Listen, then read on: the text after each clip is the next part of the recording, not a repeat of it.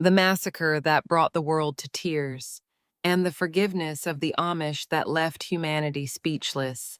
In a peaceful village in Pennsylvania, where time seemed to stand still, with no phones, no internet, and no urban noise, a nightmare suddenly descended. A man carrying a gun, carrying hatred, and carrying decades of silent pain, walked into a classroom of children aged only 6 to 13. And then, in just a few fateful minutes, 5 young girls were killed and 5 others were gravely injured. But what brought the world to tears wasn't just the tragedy itself, it was the way those who survived chose to forgive. Do you believe it's possible for someone to forgive the person who killed their child? Join me as we dive deep into one of the most heartbreaking cases in America, one that shook the nation and moved the entire world in the year 2006. The peaceful life of the Amish community. Amish community, Nickel Mines, a small rural area in Lancaster County, Pennsylvania, is home to an Amish community that has preserved its traditional way of life for over 300 years. Here, time feels as if it has stood still. No phones, no internet, no cars. People travel by horse-drawn buggies, light oil lamps at night, grow their own food, raise animals, and live completely separated from the modern world. Amish children are taught in small one-room schoolhouses with around 20 students. There are no computers, no smart boards. Everything is simple, quiet, and rooted in deep faith. In this land, people don't lock their doors. There is no fear of theft, no envy or hatred. Forgiveness and trust are the foundations of everyday life. And yet, it was in this seemingly perfect haven that one of the most heartbreaking school shootings in modern American history took place. The Quiet Man, Charles Carl Roberts IV.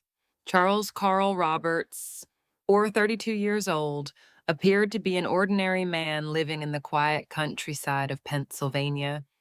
He worked as a milk truck driver, a common job in the area, collecting fresh milk from Amish farms and delivering it to the processing plant. Day after day, Charles drove along rural roads, stopping at farm after farm, exchanging polite greetings with the locals, many of whom were Amish. He had a wife, Marie, and 3 young children. The family lived in a modest, peaceful home. Neighbors often described Charles as quiet, kind, hardworking, and gentle. No one suspected that beneath his calm exterior, a violent storm had been quietly brewing. Few knew that years earlier, Charles and Marie had lost their first child, a baby girl, just minutes after she was born. It was a wound that never truly healed. Charles never seemed to move on from the pain. He didn't seek help, didn't talk much about it, even with his wife. Instead, he carried that grief like a long, dark shadow, silent, heavy, and terrifying. In a suicide note left for Marie before the tragedy, Charles wrote, I can't forgive God for taking our daughter away. Pain turned into resentment. Resentment became bitterness. And that bitterness slowly festered into twisted, dark thoughts until he began to believe that the only way to ease his suffering was to inflict pain on others. No one knows exactly when Charles began to unravel, but on that fateful morning when he left home and kissed his children goodbye, he was no longer the husband and father he had once been. He had become a ticking time bomb, compressed by years of silent torment, ready to explode. The fateful Monday, October 2nd, 2006. Monday morning, October 2nd, 2006. Everything began like any other peaceful day in rural Pennsylvania. Charles Carl Roberts the fourth woke up, made coffee, got his children out of bed, and prepared breakfast. He drove them to school and kissed his wife goodbye, just like any ordinary father. But what no one knew was that, even then, he was hiding a horrific plan, one that no one could have imagined. Charles had prepared meticulously. Inside his familiar milk truck was a cache of homemade weapons: two handguns, a shotgun, knives, nails, a hammer, ropes, duct tape, plastic zip ties, and pre cut wooden boards meant to barricade a classroom door. He also carried a suicide note addressed to his wife, in which he confessed to harboring hatred and being haunted by the death of their firstborn daughter. At around 10:25 a.m., Charles drove to the Amish girls' school in West Nickel Mines, a simple one-room schoolhouse surrounded by fields, where 26 students and a teacher were in the middle of lessons. No one questioned the presence of the familiar man. He was the milk truck driver, someone they'd seen many times before. Charles entered the classroom with a calm expression, but within seconds, everything changed. He pulled out a gun. The piece shattered in an instant. He ordered the teacher, the boys, and several younger girls to leave. Then he locked the door, leaving behind 10 girls aged 6 to 13 with him inside. He began pulling down the window shades, sealing off the room. "I'm angry at God. I lost my daughter, and now I'm going to take yours." He lined the girls up, handcuffed some, tied the legs of others. He used ropes to bind them together and placed jackets over their heads. Then he began boarding up the classroom from the inside with large wooden planks, turning the room into a sealed prison. Outside, no one knew what was happening. Inside was silent terror, ticking by second after second. The girls couldn't comprehend what was coming. Some cried, some prayed, some whispered for their mothers. And at the center of that nightmare was a man who had lost control of himself, a man who believed that only by inflicting pain on others could he finally be free of his own. And this was only the beginning.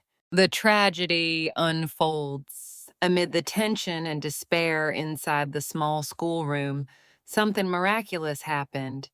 One little girl, taking advantage of a brief moment when Charles was distracted, managed to escape. She ran as fast as she could across the field, screaming for help. Within minutes, local residents contacted the police. Just 15 minutes after the call, law enforcement arrived at the scene. They secured the area and evacuated the remaining students and staff from the school to safety. From the outside, they saw the classroom had been barricaded with wooden planks, and the window blinds were drawn. There was no way to see inside. Police began negotiations using a loudspeaker. They pleaded with Charles to release the hostages and to come out peacefully, asking him to put down his weapons. For nearly an hour, the standoff grew more tense. Charles didn't respond clearly. Instead, he delivered a chilling message. "This has to happen. I've prepared for it." Then officers heard an ominous sound from inside the classroom, like a gun being cocked. At that moment, they decided to breach the door. But it was already too late. As soon as Charles realized the police were coming, he opened fire on the bound girls inside the classroom. There was no mercy, no hesitation. Each shot was a ruthless blow to the heart of humanity. After spraying bullets and causing massive carnage, Charles turned the gun on himself and ended his own life. And the scene inside the classroom when police finally broke in was something none of them would ever forget. 5 young girls were killed, some at the scene, others en route to the hospital. 5 more were critically injured, some with brain damage, paralysis, or loss of speech. The victims were all between the ages of 6 and 13. One of the survivors, Rosanna King, only 6 years old, was so severely wounded that she lost the ability to walk or speak. For years, she had to use a wheelchair and relearn how to communicate from scratch. In a village that had never known violence, not even its own police station, this was a blood-soaked nightmare. For the Amish community, where love and forgiveness are core values, that day wasn't just a tragedy, it was a wound that pierced the soul, forgiveness that stunned the world. While all of America was engulfed in grief, anger, and confusion, the Amish community, the direct victims of the massacre, left the entire world speechless with a response no one expected. They chose to forgive. Just hours after the tragedy, before funerals could even be arranged for the young girls who had died, a group of Amish elders quietly visited the home of Marie Roberts, the wife of the shooter. They didn't come to accuse or to blame or to express hatred. Instead, they came with open arms, eyes filled with compassion, and words that left humanity in stunned silence. "We forgive your husband. We harbor no hatred. Tell your children that their father is not hated." Marie, overwhelmed by shock and despair, broke down in tears. She had not only lost her husband, but now faced the shame and guilt of the unimaginable pain he had caused. And yet, on that darkest of nights, the Amish extended a light.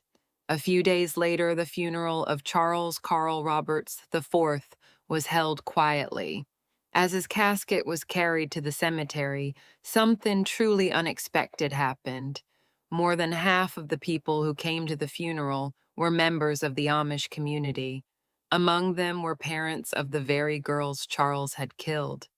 They stood in silence, hand in hand, saying nothing, but their presence, in contrast to the anger from the rest of the world, spoke louder than any words. It was a powerful symbol of spiritual strength and grace. Their compassion didn't stop there.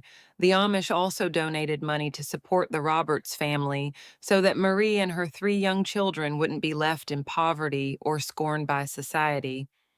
In a later interview, one Amish member said, "We're grieving too, but if we hold on to hatred, we'll be trapped in that darkness forever." The Amish chose to forgive, not because they didn't feel pain, but because they refused to let pain define them. In the modern world, where revenge and punishment are often seen as justice, such an act might seem incomprehensible, even weak. But in the hearts of this humble community, forgiveness is the only path to healing, not just for themselves, but for everyone. A global reaction and the questions about human compassion.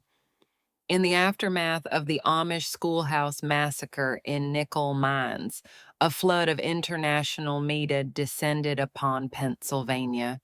News outlets reported around the clock, covering every detail of the crime, the identities of the victims, and most shockingly, the overwhelming forgiveness shown by the Amish community toward the man who had murdered their children. Public opinion erupted with mixed emotions. Thousands of comments poured in through newspapers, TV channels, and social media, all asking the same haunting questions. How could they possibly forgive? Is this true compassion or a denial of justice? Is forgiving a murderer truly noble or just emotional weakness? Some people didn't hide their outrage. They called the forgiveness irrational, unjust, and a betrayal of parental love, insisting that only someone who doesn't truly love their child could let go of hatred so easily. Yet many others, including scholars, journalists, and everyday people, viewed the Amish response as an extraordinary expression of faith and inner peace. They argued that only someone with a pure heart, a deep belief in God, and an unwavering commitment to unconditional love could perform such a profoundly selfless act. A journalist once posed a blunt question to an Amish father who had lost his daughter in the shooting. "Aren't you angry? Don't you resent the man who took your child's life?" The elderly man looked straight into the camera and answered in a calm, steady voice, "We are deeply hurt. Every passing minute feels like salt in an open wound, but hatred then would only further break our souls. If we hold on to that fire, we are no longer ourselves.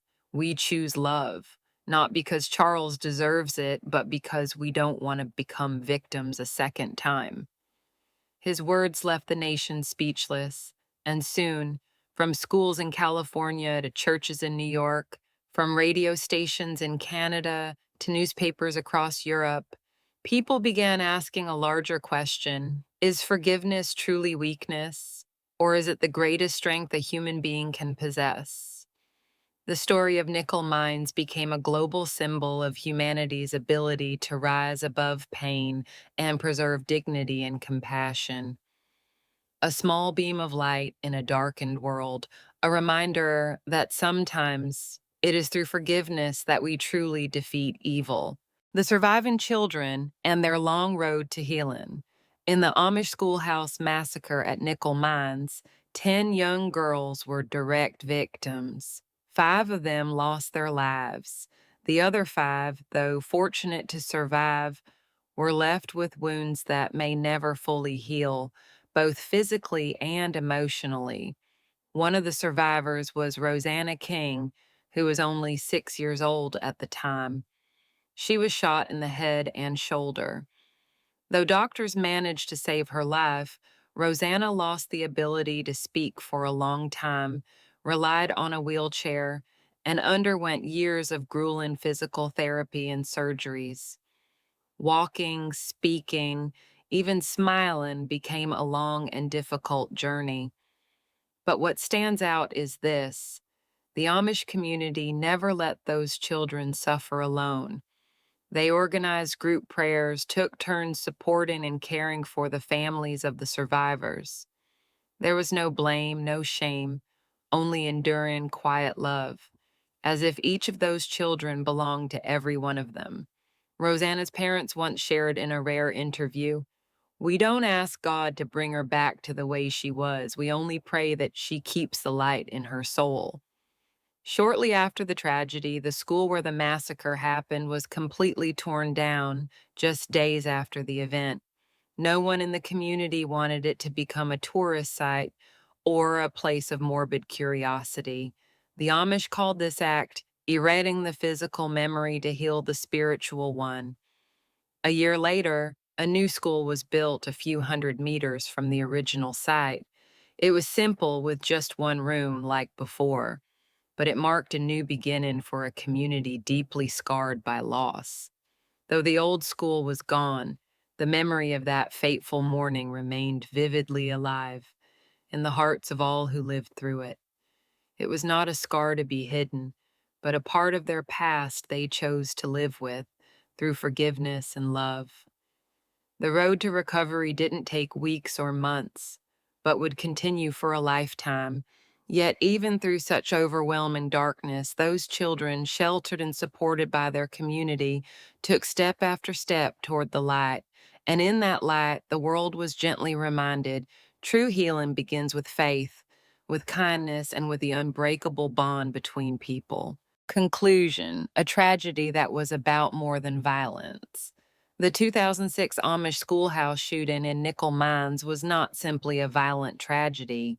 It was a collision of evil and forgiveness, of despair, and a rare spiritual light within humanity. Charlie Carl Roberts IV was not a cold-blooded killer in the traditional sense. He was a grieving father who had lost a child, a man broken from within, carrying unspoken pain, unheard sorrow, and who ultimately chose the most horrifying and misguided way to release his torment. But what made this case truly different wasn't the killer, it was the victims. The Amish community, with their unwavering faith and unconditional belief in forgiveness, became a beacon of light in the darkness. They didn't seek vengeance. They didn't point fingers or demand justice in front of cameras. Instead, they chose to forgive, to love, and to soothe their own pain in order to preserve the humanity the world so desperately needed to see. This story reminds us not only of how fragile life is, but also holds up a mirror to our own souls.